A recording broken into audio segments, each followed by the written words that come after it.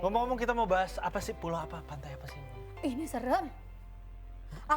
Bukannya pulau liburan gitu ya? Nggak ada liburan. Lu mau liburan ke sana sih nggak apa-apa, Ditan. Ini yang mana sih kita bahas pulau yang mana? Kamu mau nemenin orang-orang yang mau dieksekusi mati? Nusa Kambangan? Gak jadi, gak jadi. Lapas ini dibangun pada tahun 1925 dan sejak zaman penjajahan Belanda ini memiliki kapasitas 114 orang. Beberapa terpidana mati kasus terorisme ini pernah menghuni lapas ini ya. Antara lain the one and only yang sangat terkenal, Imam Samudra, Amrozi, dan juga Ali Gufron, ini trio ya.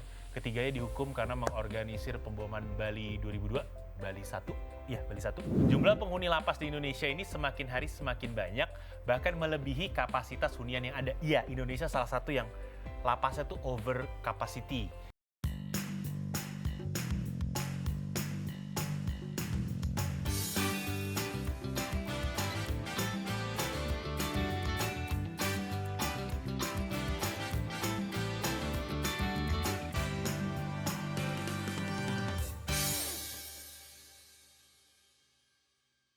Hai Indonesia, hai. Hai millennials, welcome back to the show. Yap. It's Hai Indonesia. Berbagi cerita dan berita untuk Indonesia lebih baik. Pastinya ya. Betul. Apa kabar di pagi hari ini? Saya kedinginan. Studio lagi dingin pagi hari ini. Iya, tapi sejuk gitu. Iya, tapi sedingin-dingin studio tetap dinginan hati rekan saya sini. Iya, beku ya. Kan Ratu Hati Oke. beku ya. Anyway, ada Dita Sudiro di sini. Ada Nuka Aswita juga. Ya, ada Nuka Azita juga di sini dan kita berdua seperti biasa 1 jam ke depan bakal nemenin kalian semua dengan berita, cerita, informasi, tips bahkan dari dalam dan luar negeri kita kasih buat kalian semua, guys. Bener banget, yang jelas jangan lupa bahagia Besti di pagi hari ini ya. Ya, karena kita semua berhak bahagia, Besti. Gimana kabar kalian? Sehat Yes, ya? how was your day? Mudah-mudahan selalu sehat, selalu semangat gitu kan. Dan mau Jadi, ngucapin selamat pagi iya. juga pastinya buat yang lagi beraktivitas di rumah atau lagi siap-siap mau ngelanjutin aktivitasnya di luar. Selamat pagi emak, selamat pagi abah. Bukan. Ya, kok jadi ke situ gue ya? Iya, tapi ngomong-ngomong tentang Ratu Hati Beku, pakaian lo cerah, terang sekali, hangat. Hati beku. Hangat. Iya, karena hatinya udah beku, Pakaiannya bajunya pilih yang hangat, gitu. gitu. Biar berasa gimana gitu Tan ya, gitu. Iya. Terus aja. Enggak. Kenal lagi saya gitu. Enggak, ini kita, karena kita lagi mau ngebahas pulau, makanya saya agak-agak anak pantai kan. Oh iya, saya juga agak-agak anak ya pantai nggak jadi gitu ya kan. Ini antara baju mau ke pantai apa kayak baju pasien dokter Bisa, gitu. bisa. Iya. Ngomong-ngomong kita mau bahas apa sih, pulau apa, pantai apa sih? Ini serem. Bukannya pulau liburan gitu ya? Nggak ada liburan. Lu mau liburan ke sana sih nggak apa-apa, Ditan. Ini yang mana sih kita bahas pulau yang mana? Kamu mau nemenin orang-orang yang mau dieksekusi mati? Nusa Kambangan? Gak jadi, gak jadi. Untuk hitam ya warnanya, jadi masih Iya, tapi sama kok lah. kelam ya gitu, sendu gitu. Untung ya. Karena kan kalau dengar Nusa Kambangan tuh sendu. Gelap, ya. Gelap Sedih gitu kayaknya. Gimana gitu kan. Karena para udah tahu tuh kalau dikurung di sana ya udah nggak ada. Ya, jadi Nusa Kambangan tuh antara ini juga untuk narapidana yang kelasnya tinggi yang harus dijaga, misalnya bandel nih di lapas lain dibuang ke sana. Iya, Jadi sebenarnya nggak selalu kalau kita ngomongin Nusa Kambangan gitu kan. Emang sih kalau ngomongin Nusa Kambangan terbesit di kepala gue tuh pasti narapidana yang akan dihukum mati yang kebersit di kepala gue ya. Gitu, padahal setahu gue juga Nusa Kambangan nih isinya narapidana yang kelas tinggi juga, yang bandel di lapas lain akhirnya ditaruh di sana. Gitu. Ini kalau kita ngebahas mengenai Pulau Nusa Kambangan sendiri, emang ini pulau yang sering dicap sebagai pulau penjara bagi penjahat kelas kakap lah ya. Lokasinya tuh ada di pulau, masih di Jawa Tengah tapi di pulau kepisah dikit gitu, dan masih banyak yang nggak tahu juga bahwa selain dikenal sebagai pulau penjara atau pulau bui, pulau yang termasuk dalam wilayah Kabupaten Cilacap ini juga disebut sebagai pulau bunga-bungaan. Unik ya? Bunga-bungaan gak tuh? Bunga-bungaan. Jadi sebutan ini muncul pada masa dinasti Mataram waktu itu ketika Amangkurat I memerintah salah satu abdinya untuk mencari bunga bernama Wijaya Kusuma. Nah, konon dari bunga itu dipercaya bisa mengembalikan tahta Amangkurat I katanya. Yang waktu itu lagi melarikan diri ke Tegal karena istana Kartasura dikuasai oleh Raden Trunojoyo dari Madura.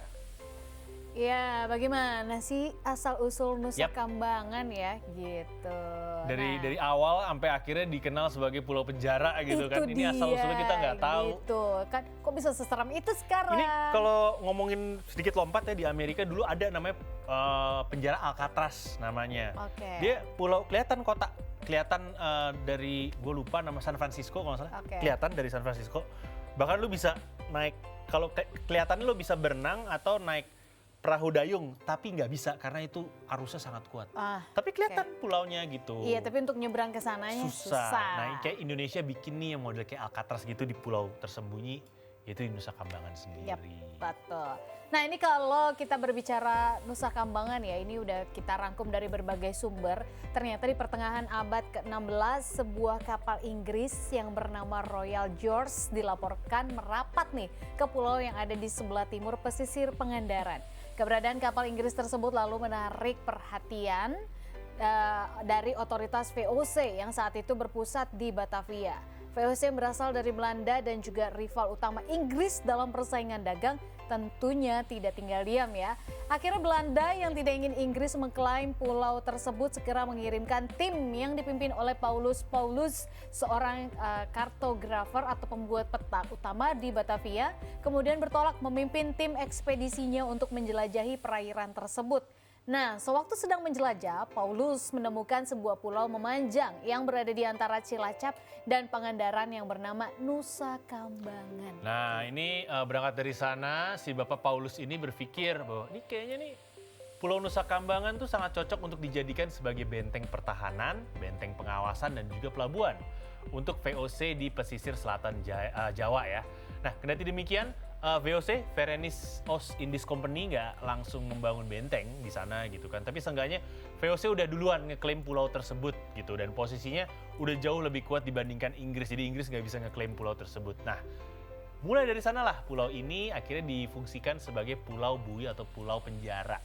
Bangsa Belanda mulai melakukan pembangunan di Pulau Nusa Kambangan ini pada tahun 1836 dan sesuai saran dari Bapak Paulus tersebut, pulau tersebut dijadikan sebagai benteng pengawasan sekaligus pertahanan. Ya, berbagai rintangan mulai mempengaruhi proses pembangunan bui di Nusa Kambangan dan pada tahun 1850 misalnya nih, Nusa Kambangan dilanda wabah malaria. Sebagian besar pekerja di pulau itu akhirnya terkena malaria dan sebagian lagi meninggal karena memang penyakit malaria yang melanda saat itu di Nusa Kambangan. Ya, mau nggak mau sebagai gantinya didatangkanlah ratusan narapidana dari berbagai wilayah untuk melanjutkan pembangunan benteng Belanda yang sempat terhenti gitu. Karena itu tadi Dari awal udah banyak yang meninggal.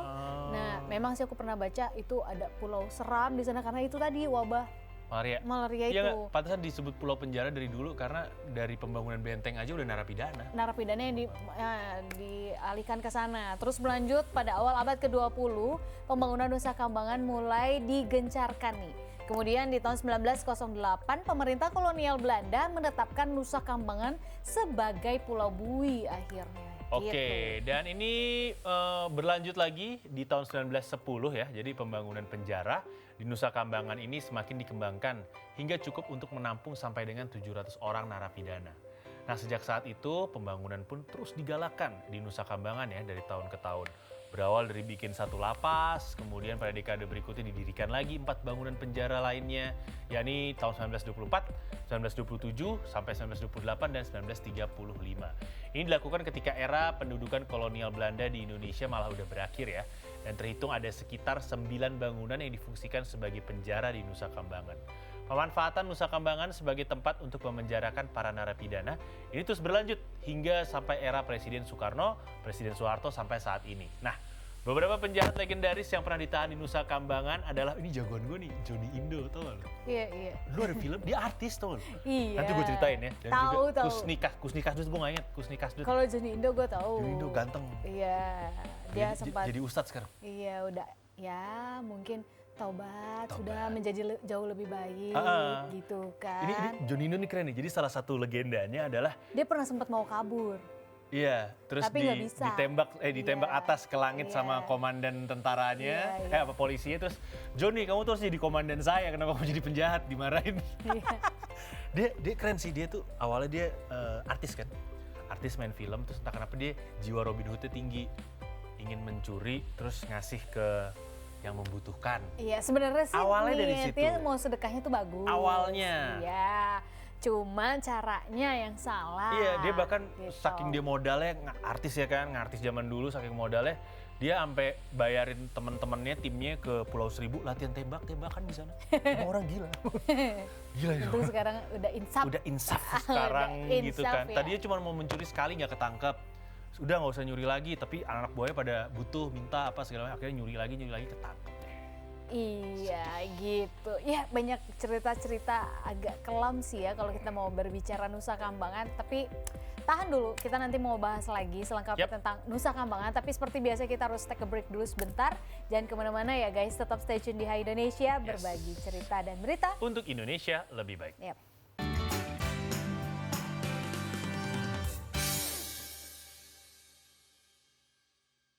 Hai Indonesia, kita balik lagi. Welcome back to the show. Yap. Di Hai Indonesia berbagi cerita dan berita untuk Indonesia, lebih baik. Kali ini bersama The Dynamic Duo. Aditan Sudiro.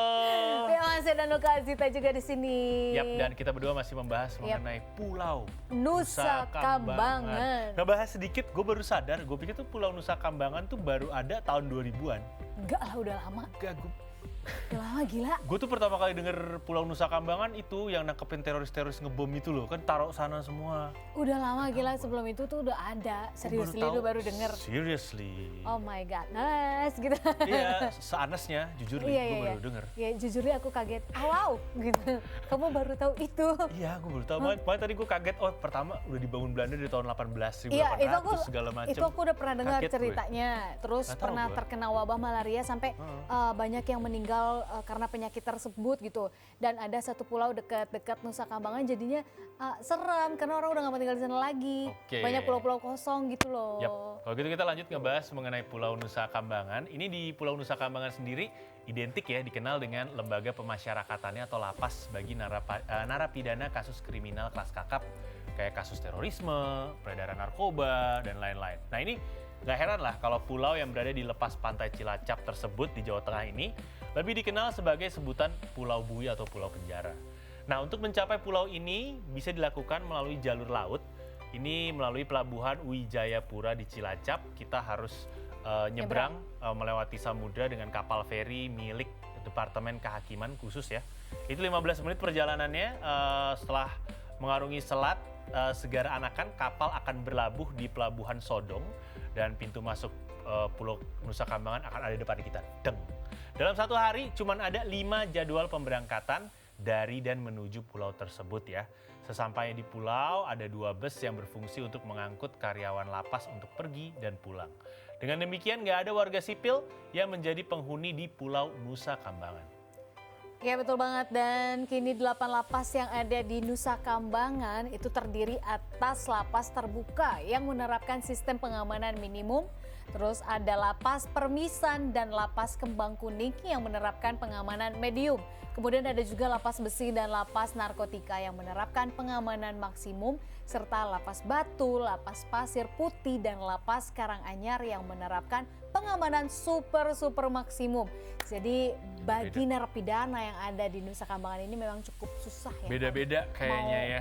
Dan mau kabur pun susah. Iya kan kita pernah ngebahas juga mengenai penjara bahwa sebenarnya itu kan lembaga pemasyarakatan, di dalam bermasyarakat juga. Iya. Kalau yang ini kayak beda deh.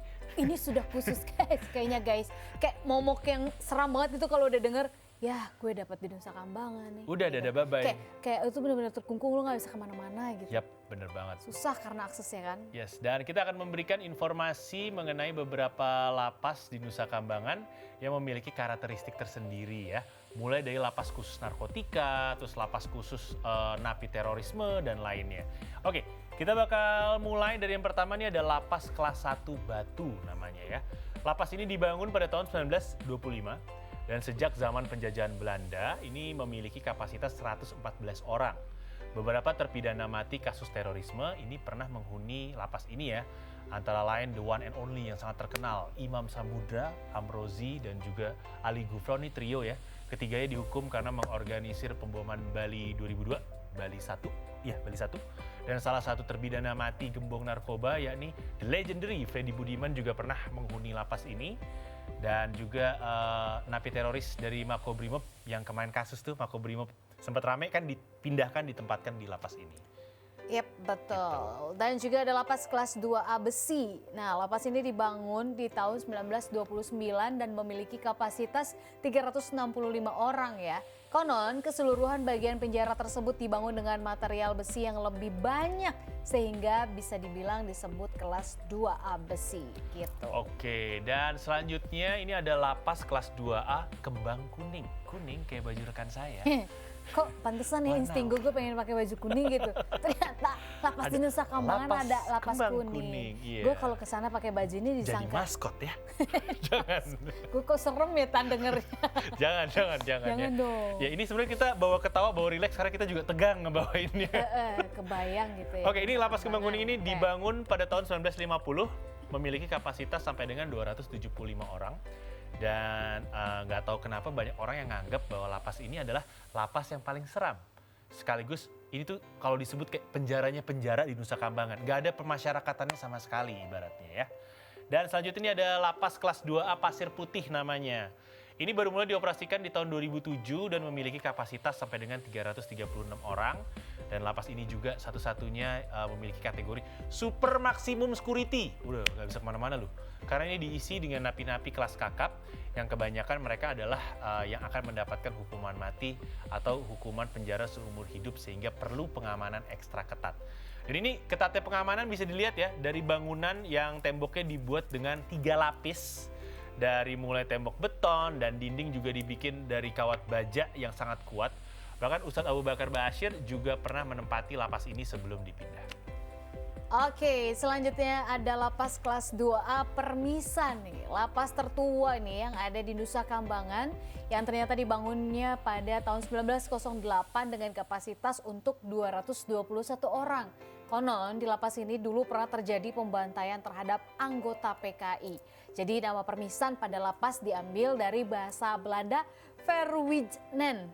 Bacanya bener gak tuh kayak gitu? Iya kayaknya Verwijnen. Yang artinya hilang, lenyap, hilang gitu ya. Gitu. Gone, hilang. Hilang, gone. Gak tahu hilang kemana kan. Iya, Zaman dulu banyak biasanya yang kayak awalnya gitu, healing pasti. dulu tuh. Abis itu Lama-lama hilang. biasanya gitu. Duitnya awalnya. yang hilang, muncullah billing. Oke, Iya. lanjut. Oke, next ini masih ngomongin tentang lapas di Nusa Kambangan. Selanjutnya adalah lapas narkotika kelas 2A. Jadi lapas narkotika kelas 2A ini resmi mulai beroperasi pada tanggal 28 Maret 2008 dan memiliki kapasitas sampai dengan 245 orang. Ini dulu ya, dulu tuh ceritanya kalau ada napi yang mencoba kabur dari penjara, ini udah pasti hilang dan ditemukan dalam keadaan mati di dalam pulau. Kan nggak bisa kemana-mana juga. Iya, mau kemana? pulaunya serem-serem lagi. Iya, Di lo nggak sana. bisa berenang juga, itu selat itu tidak lo berenangin gitu kan. Nah, ini tokoh kriminal yang pernah melarikan diri dari lapas namun tertangkap kembali adalah the legendary Johnny Indo. Itu tadi kan Cuman ceritanya. dia. Iya, yang sempet Dia ke pulau lain kalau nggak salah ceritanya. tapi tetap ketangkep. Kena di pulau juga. Oke, selanjutnya ada lapas terbuka kelas 2B. Di lapas ini tidak akan kamu temui adanya jeruji besi ya. Karena di lapas terbuka kelas 2B berstatus minimum security dan dihuni oleh para napi yang dianggap ya tidak berbahaya karena memang hanya menunggu masa tahanan habis aja atau yang sisa tinggal 1-3 bulan penjara lagi gitu. Dan lapas ini juga memiliki kapasitas hanya untuk 50 orang aja. Kan tadi dibilang kan minimum security. Ya, minimum security karena memang buat yang tinggal nunggu udah mau habis aja, udah mau Karena keluar. emang kalau gue nonton dokumentasi biasanya di luar negeri, di Amerika terutama tentang penjara, biasanya tuh di bulan-bulan terakhir, 4 bulan terakhir, 3 bulan terakhir, itu masa-masa yang paling genting.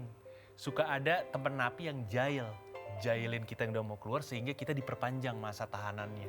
Serius. Iya. Jadi tiba-tiba ikut kerusuhan gitu. Makanya salah satu caranya adalah yang udah mau keluar nih ditempatin di lapas sendiri. Biar nggak ikut-ikutan. Iya, atau kalau guys. emang dia jagoan, dia nggak keluar kamar. Iya. Dia bener-bener nggak keluar ruangannya di saat Ayo lu pilih mana deh, perpanjang atau lu mau bebas? Iya, ibaratnya Pilihan gitu. ada di tangan Anda ya, napi-napi. Nah, ini kapasitas minimum ini security ini biasanya yang udah napi-napi udah pada santai. Udah Udah tinggal santuy. nunggu bebas aja, Iya. santuy. Santuy banget ya gitu. Nah itu tadi ada beberapa nama-nama lapas di Nusa Kambangan. Mungkin ini biar kalian tahu aja ya, Ya, guys. ngomong-ngomong pernah ke lapas? Pernah dong. Iya, berapa lapas? Gue di Cipinang doang. Cipi. Pinang, terus pernah waktu itu di daerah-daerah Madura. Oh, beda banget pas yang main di Cipi. Liputan. Beda lah udah Beda. kayak- beda dong. Beda dong. Beda Mereka banget. lebih kecil. Iya. Lebih kecil gitu. Terus padet banget. Iya. Gue ngeliatnya kayak ya Allah ini tidur satu Iya. ruangan lapas gitu. Terus kecil banget gitu kan. Iya, tapi kalau waktu itu yang gue ke Cipinang itu emang bener-bener pemasyarakatan sih. Iya. Ada yang ibarat ibunya udah dari pagi di situ. Iya, Jadi iya. seharian sama ibunya Iya. ditemenin. Terus di Pekalongan juga pernah, lapas Pekalongan.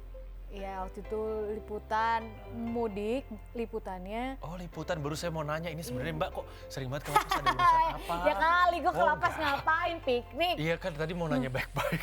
Agak-agak Liputan. ngeri-ngeri sedap juga Oke. ya Iya. gitu. Next gimana? Di mana? Lapas Iya. mana? Lapas mana?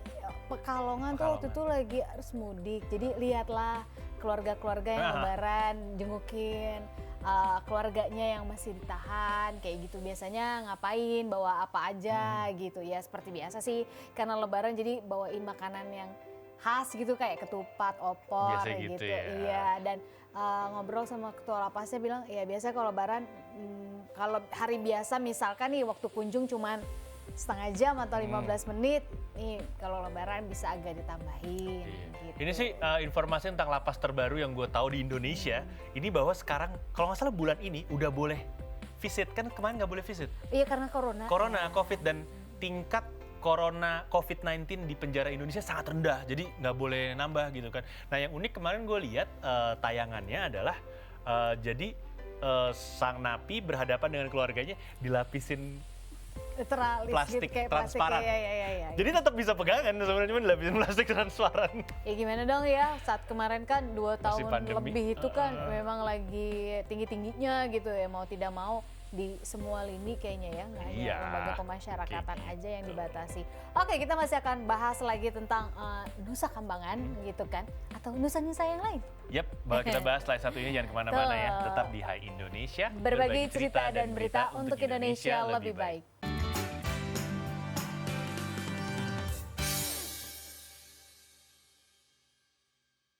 Hai Indonesia, balik Hai. lagi ya sama kita berdua nih yang masih setia nemenin kalian. Yes, dan Gitu. kita masih ngomongin topik yang kalau buat gue menegangkan.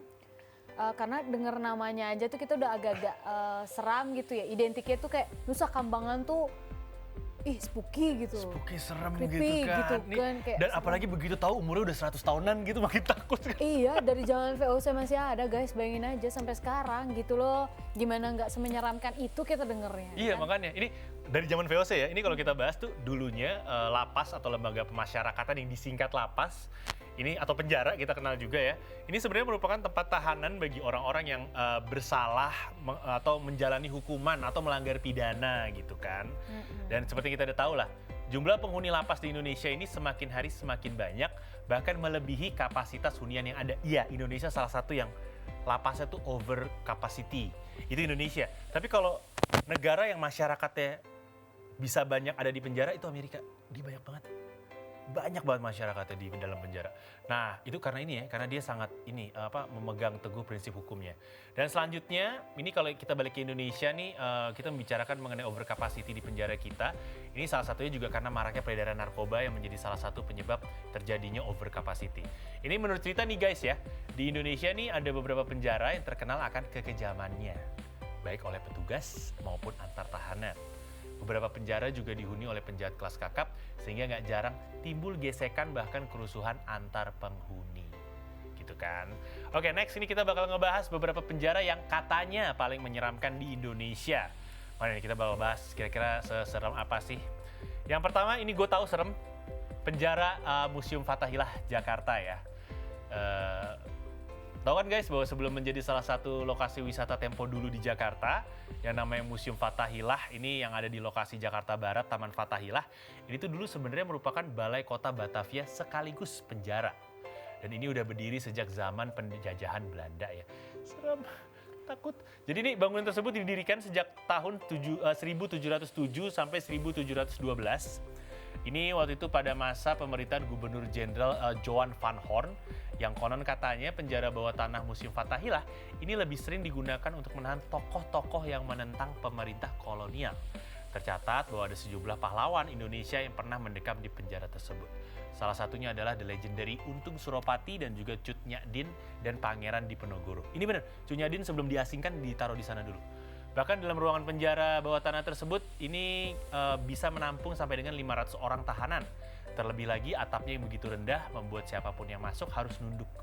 Dan para tahanan mau nggak mau harus desak-desakan ya di sana. Bahkan dibiarkan mati, dibiarkan kelaparan atau bahkan disiksa sampai mati di dalamnya itu udah kayak cerita sehari-hari lah gitu kan.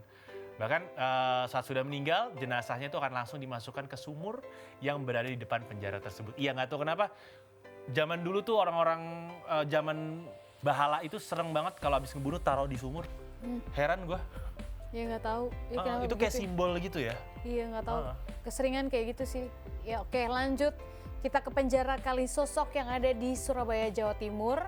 Ini memiliki peninggalan penjara ya di Surabaya ini yang nggak kalah mengerikannya dari Fathahillah tadi gitu kan. Dia adalah penjara Kalisosok dan penjara ini berada di daerah Krembangan, Surabaya. Dibangun saat era penjajahan Belanda tepatnya pada 1 September 1808 dan penjara Kalisosok pernah mengalami masa kejamnya pada masa penjajahan Jepang yaitu sekitar tahun 1940-an lah ya gitu.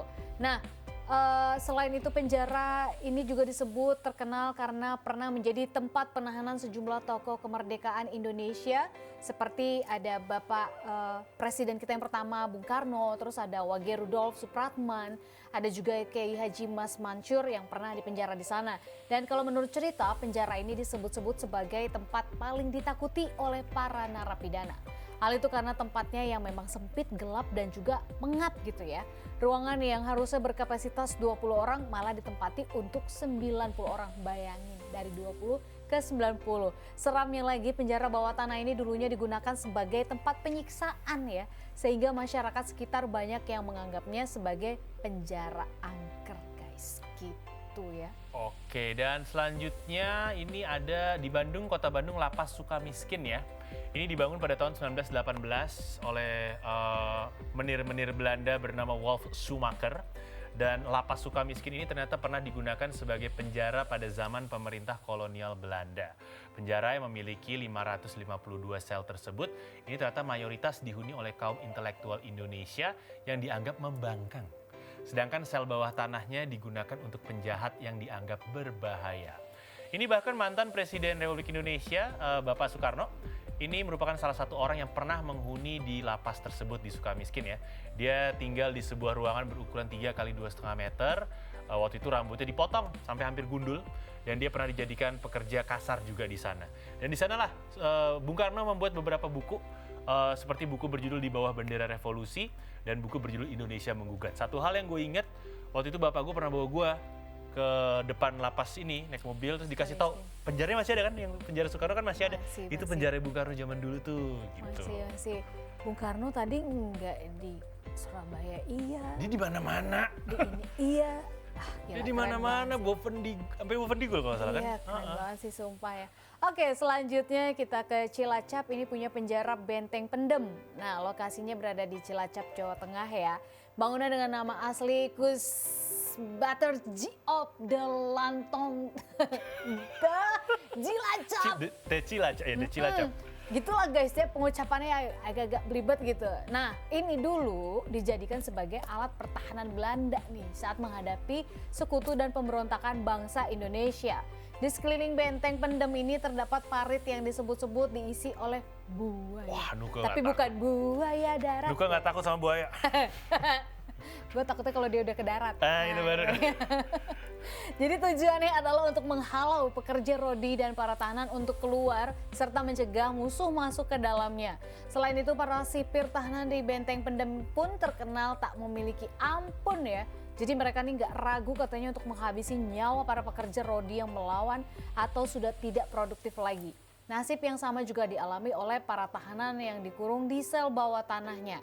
Jadi jasad-jasad mereka kemudian dibuang, lagi-lagi dibuangnya ke ke sumur yang ada di benteng tersebut ya. Saat ini Benteng Pendem Cilacap digunakan untuk lokasi wisata sejarah ya, yang dapat dikunjungi oleh masyarakat umum. Ya kalau mau ke sana nggak usah malam-malam ya guys ya, gimana pun kan itu sumurnya bekas buang mayat. Tapi ngebahas sedikit ya, itu saking legendarisnya, nggak tahu kenapa orang zaman dulu tuh kalau habis ngebunuh ditaruhnya di sumur gitu ya, mungkin biar cepet aja gitu, malas dikubur. Itu bahkan di Jepang tuh dulu sempat ada filmnya, ada pemeran utamanya namanya Sadako, tau gak lo?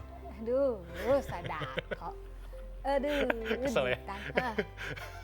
Ada loh. Jangan dibahas. Okay. Ada tuh, itu juga keluar dari sumur soalnya. Lu kok ingetnya itu gitu ya? Ya inget lah. Gue dengerin lu tuh udah serius. Ekspektasi gue lu akan ngomong sejarah apa gitu ya itu sejarah kan? film. Lu tau gak sih di ini ada sejarahnya. Keluar dari sumur Sadako. Ada diangkat film berjudul The Ring. Itu salah satu film horor terakhir yang gue tonton, abis itu gue gak mau lagi. Iya gue tau. Oke, apa? Nggak jadi deh. Nggak jadi ya? Iya udah. Next, kita ke Pulau Dewata, Bali. Ini ada lapas di yang namanya Kerobokan. Ini letaknya di Kerobokan soalnya, di Kabupaten Badung, Bali. Penjara ini dibuka pada tahun 1979 dan mampu menampung sekitar 1.000 tahanan pria dan wanita dari berbagai negara dan suku bangsa. Banyak penjahat kelas kakap dari berbagai negara yang menghuni lapas tersebut. Konon lapas Kerobokan juga sempat menjadi sarang mafia narkoba katanya. Ini emang unik sih, karena kalau di Kerobokan nih, gue pernah baca artikel, ini beneran kali ini, tentang ini, bule-bule yang memang berniat jahat ke Bali, terus dia karding, mencuri pakai ATM itu loh. Yang dia bisa menguras pakai ATM itu masuknya di sana. Terus orang-orang asing yang membawa narkoba ke sini yang banyak itu juga masuknya ke sana. Bahkan orang-orang asing yang membunuh di Pulau Bali masuknya ke sana juga. Kerobokan ya? Ya, jadi emang bener kalau dibilang itu tempat berkumpulnya banyak orang, itu emang bener. Jadi di sana tuh ada geng-gengnya. Emang di tiap penjara pasti ada gengnya, geng dari masyarakat sana, geng dari masyarakat. Tapi kalau di Bali ini kepisah lagi, yang asing tuh nggak saling nongkrong, geng Itali ya geng Itali, gitu beda. Biar sendiri lah ya. Mereka gitu. kepisah lagi. Me time gitu masing-masing ya. Oke. Selanjutnya ada penjara bawah tanah Lawang Sewu Semarang. Ini udah terkenal. Aduh, serem banget sih katanya ya. Nah, ini adanya di Jawa Tengah, iyalah. Dibangun pada zaman pemerintah kolonial Belanda. Dan bangunan tua ini sebenarnya berfungsi sebagai kantor kereta api yang disebut-sebut sebagai Netherlands Indies Spoorweg Maskapai. Gue ingat sekarang, kereta tuh Spoorweg. Naik sepur gitu. Sepur. Jadi saat Jepang merebut Indonesia dari Belanda, mereka mengalihfungsikan bangunan ini menjadi penjara bawah tanah guys. Ada 2 jenis penjara yang paling terkenal di Lawang Sewu, yakni penjara jongkok dan penjara berdiri. Gue pernah dengar ini. Nah, berbentuknya tuh katanya seperti bak mandi. Kalau penjara jongkok itu hanya memiliki tinggi 50 cm aja, coba bayangin. Iya, mereka nggak bisa lurusin kaki. Iya, makanya jadi para tahanan itu harus jongkok ya di dalam ruangan sempit tersebut. Jadi seakan tak cukup kejam, bak tersebut diisi air yang mencapai leher lalu ditutup dengan besi. Sementara penjara berdiri dibuat dengan ukuran 1 kali 1 meter dan ruangan tersebut biasanya diisi oleh 8 orang. Yang lebih mengerikannya lagi guys, tubuh para tahanan yang mati karena disiksa dan kelaparan itu dibuang begitu saja di sungai sebelah Lawang Sewu. Kini Lawang Sewu menjadi ikon kota Semarang dan lokasi wisata yang paling ramai dikunjungi bagi para pelancong. Jadi kalau kalian udah tahu itu sejarahnya kelam banget ya. Lawang Sewu tuh pintu 1.000 bukan sih? Iya betul. 1.000 pintu 1.000. Iya betul. Gitu kan. Dan itu serem ya. Iya, itu salah satu, itu kalau nggak salah yang paling sadis di Indonesia itu deh. Iya, Yang sejarahnya paling banyak ya orang 1.000 pintu. Tinggal bayangin tadi itu penjara jongkok, aduh. Iya, diisi air agar nggak bisa. Ditutup besi, aduh. Iya, supaya dia tetap tegak. Meskipun jongkok tetap tegak kayak gitu. Yang berdiri bayangin 1 kali 1. Tapi 8 orang berdiri. 8 orang berdiri bisa. dan mereka dibiarkan kelaparan sampai mati kelaparan gitu ya. Iya. Gila. Tapi lo pernah nggak sih mengunjungi salah satunya? Kalau gue pernah Fathahillah. Fathahillah pernah, Fathahillah Lawang Sewu juga pernah. Pasti pernah ya? Lawang Sewu lu udah ya? Iya, Fata itu sama lupa satu lagi di Jawa gue lupa, nggak inget gue. Apa ya? Lupa gue, ada satu lagi katanya ini dulu bekas penjara juga, cuman nggak ada peninggalan sisa-sisanya, jadi Iya. nggak kelihatan gitu buat gue. Tapi emang nggak yang kelihatan banget ininya gitu. bangunannya udah dibenerin, jadi nggak kelihatan ini katanya bekas penjara gitu doang. Berarti sudah tidak difungsikan sebagai penjara. Udah nggak Oke. kelihatan sama sekali. Aku kalau ngomongin itu kayak ngeliat flashbacknya tuh serem aja gitu. Oke, Nah, daripada dibayangin flashback yang serem-serem, mendingan sekarang flashback bayangin yang seneng-seneng. Itu Jadi inget dia. mantan deh. Jangan dong, kalau flashback yang itu juga menyeramkan. Terbatas guys. ya. Iya guys gitu. Itu bukannya menyeramkan, bikin gumoh ya. Jangan ya. Jangan kemana-mana, tetap di Hai Indonesia. Berbagi cerita dan berita untuk Indonesia lebih baik.